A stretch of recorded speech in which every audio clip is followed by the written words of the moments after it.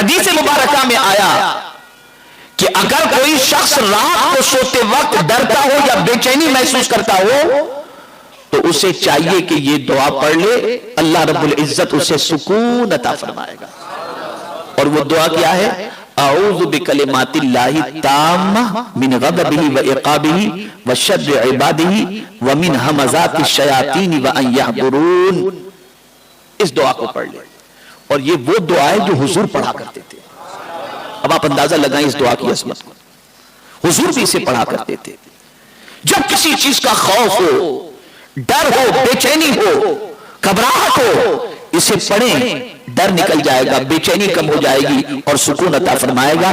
یہ دعا آپ کو نوری اوراد و وظائف کتاب کے اندر باہر مکتبہ طیبہ سے مل جائے گی۔ نوری اوراد و وظائف میں یہ دعا موجود ہے۔ اسی طریقے سے بہت سارے لوگ یہ کہتے ہیں کہ ہم گناہ سے بچنا چاہتے ہیں لیکن گناہ سے بچ نہیں پاتے۔ ہمیں کوئی ایسا عمل بتایا جائے جس کی وجہ سے ہم اپنے دامن کو گناہوں سے بچا سکیں۔ تو میرے آقا صلی اللہ تعالی علیہ وسلم نے ارشاد فرمایا کہ جو شخص سورہ اخلاص کو 10 مرتبہ اور بعض روایت میں 11 مرتبہ اگر صبح کو پڑھ لے تو اللہ رب العزت جل جلالہ شیطان سے اس کی حفاظت فرماتا ہے، اس کی حفاظت فرماتا ہے۔ تو جو گناہ سے بچنا چاہتے ہوں انہیں چاہیے کہ صبح کے وقت سورہ اخلاص کو 10 مرتبہ ضرور پڑھ لیا کریں، اور اللہ نہ کرے، صدبار نہ کرے کہ کبھی گناہ کا خیال پیدا ہو جائے اور گناہ کی طرف طبیعت مائل ہو جائے اور گناہ کرنے کو جی چاہے تو دل سے پڑھے۔ کیا پڑھے؟ اعوذ باللہ من الشیطان الرجیم۔ جیسے ہی یہ پڑھیں گے اور دل سے پڑھیں گے، اللہ رب العزت جل جلالہ شیطان کی شرارتوں سے آپ کو اپنی پناہ عطا فرما دے گا۔ اور یہ قرآن مقدس میں بھی ہے، قال معاذ اللہ انہ ربی احسن مثوائی۔ حضرت یوسف علیہ السلام کے ساتھ جب معاملہ درپیش ہوا تو انہوں نے بھی اللہ کی بارگاہ میں تعوذ ہی پڑھا تھا، حضرت مریم نے بھی تعوذ ہی پڑھا تھا۔ یہ بہت فضیلت والی چیز ہے، زندگی رہی تو میں اس پر خود یعنی اس پر انشاءاللہ العظیم اسی چیز پر تفصیلی گفتگو کروں گا کہ تعوذ کی فضیلت کیا ہے اور اسے سمجھانے کی کوشش کروں گا۔ تو آج اتنا ہی سمجھ لیں کہ اگر قدم گناہ کی طرف بڑھ رہے ہوں، گناہ کرنے کا ارادہ کر چکے ہوں اور اللہ عز و جل سے ڈر آپ کے دل میں پیدا کرنا آپ چاہتے ہو اور گناہ سے بچنا چاہتے ہو، اعوذ باللہ من الشیطان الرجیم پڑھیں، اللہ رب العزت جل جلالہ اپنی پناہ عطا فرما دے گا۔ میرے پیارے آقا صلی اللہ تعالی علیہ وسلم کے پیارے دیوانوں، اسی طریقے سے ایک اور چیز، بہت ساری بیماریاں ایسی ہیں جس سے انسان شفا چاہتا ہے لیکن جلدی سے اسے شفا ملتی دکھائی نہیں دیتی۔ مشائخ چشت ہو یا مشائخ قادریہ ہوں،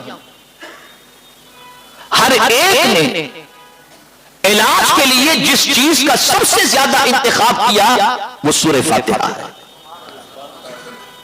اور سورہ فاتحہ کے ذریعے غریب نواز علیہ رحمہ تو ہر پرابلم کا علاج سورہ فاتحہ سے فرماتے تھے، ہر پریشانی کا، بیماری کا، روزی کا، اور جو بھی پریشانی ہوتی ہے اس کا علاج سورہ فاتحہ سے فرماتے۔ اب آئیے سورہ فاتحہ سے متعلق میرے آقا صلی اللہ تعالی علیہ وسلم کا ارشاد سماعت فرمائیں، اور یہ جو بات میں عرض کرنے جا رہا ہوں یہ مرض سے شفا کے لیے قرآنی نسخہ آپ کو عطا کر رہا ہوں۔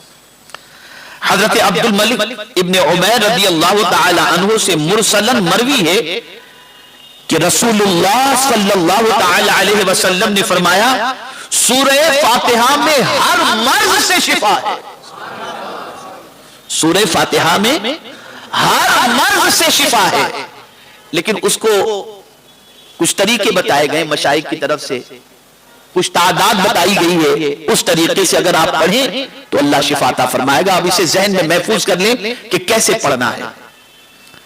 اول آخر 3 مرتبہ درود شریف، اور 7 مرتبہ بسم اللہ الرحمن الرحیم الحمدللہ رب العالمین.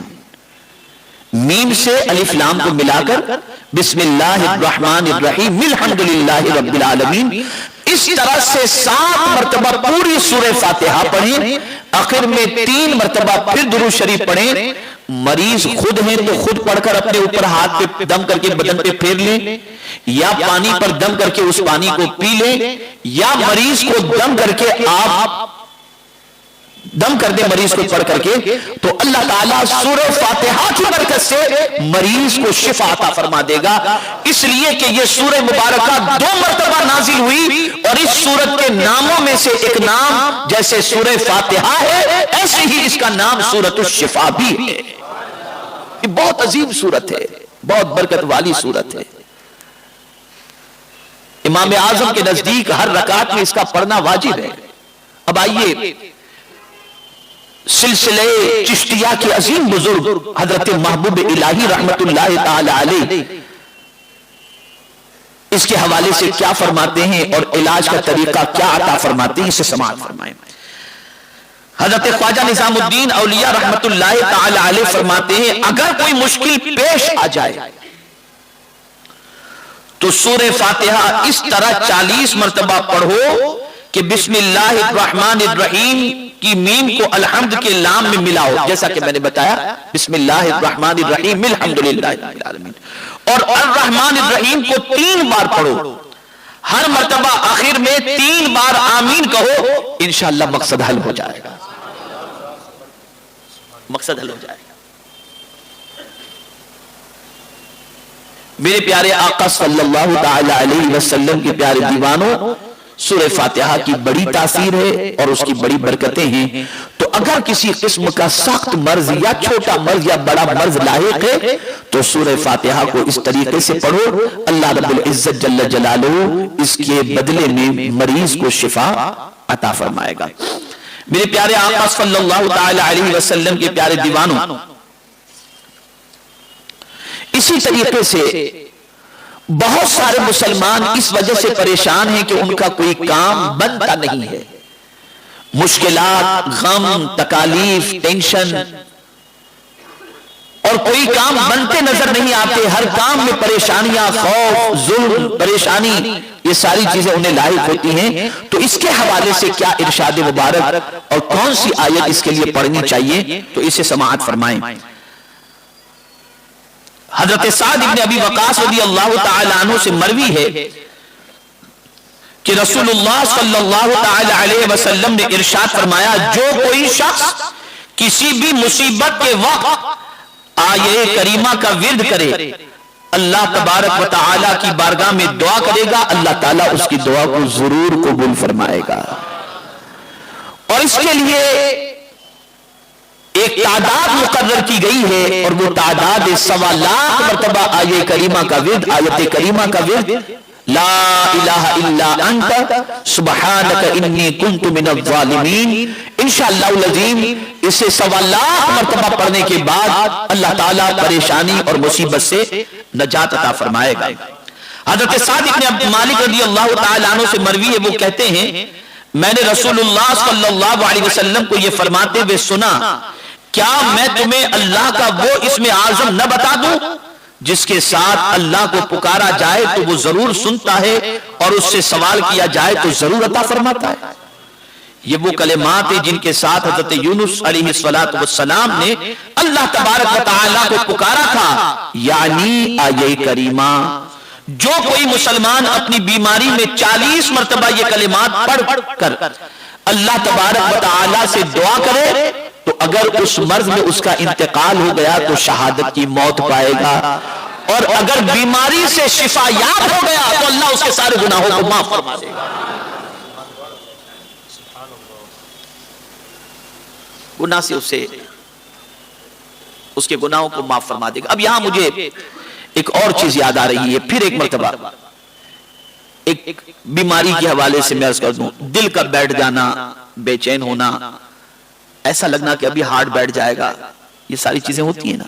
اعلیٰ حضرت عظیم البرکت امام عشق و محبت سے اس کے حوالے سے پوچھا گیا کہ میرا دل بڑا کمزور اور ناتواں سا میں محسوس کرتا ہوں اور ایسا لگتا ہے جیسے ابھی دل بیٹھ جائے گا، تو دل کو قوی کرنے کے لیے کوئی عمل بتائیں۔ تو اعلیٰ حضرت علیہ رحمہ نے فرمایا کہ اپنا سیدھا ہاتھ اپنے سینے پر رکھو اور 41 مرتبہ یا حی یا قیوم لا الہ الا انت، یہ 41 مرتبہ پڑھو، اللہ دل کو قوی بھی کرے گا اور ایمان کو بھی قوی فرما دے گا، دل بھی مضبوط ہوگا اور ایمان بھی انشاءاللہ مضبوط ہو جائے گا۔ تو یہ عمل بڑا مجرب عمل ہے۔ اب سب سے بڑا مسئلہ ہے جادو ٹونے کا۔ لوگ پریشان ہیں اس کو لے کر، جس کسی کو دیکھو کسی نے کچھ کر دیا ہے، کسی نے کچھ کر دیا، کسی نے کچھ کر دیا، یہ باتیں سننے کو بھی ملتی ہیں اور یہ بات بعض لوگ بتاتے بھی ہیں، بعض لوگ پریشان حال کو اس قسم کا جملہ استعمال بھی فرما دیتے ہیں۔ میں آپ کو اس کے حوالے سے بتاتا ہوں۔